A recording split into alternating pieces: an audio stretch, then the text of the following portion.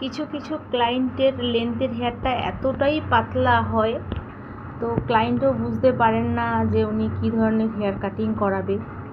অনেকে তো এসেই বলে আমার আগাটা একটু ছেটে দাও, কিন্তু আগাটা ছেটে দেওয়ার কথা বলে, কিন্তু আবার এদিকে চায় যে ব্যাকের হেয়ারটা যাতে একটু বাউন্সি লুক লাগে দেখো।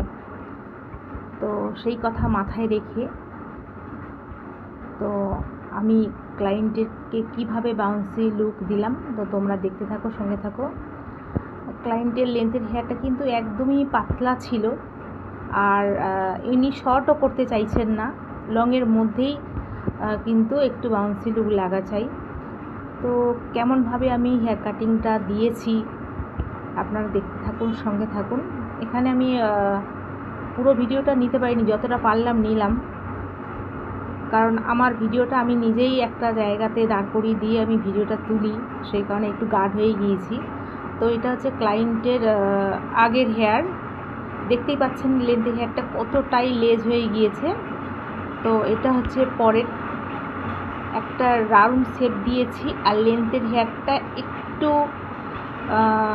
বাউন্সি লুক যেটা লাগবে সেটাই দিয়েছি। তো দেখতেই পাচ্ছেন কি দারুণ একটা লুক এসছে। তো আপনারা যারা যারা চাইছেন আমার পার্লারে আসতে পারেন।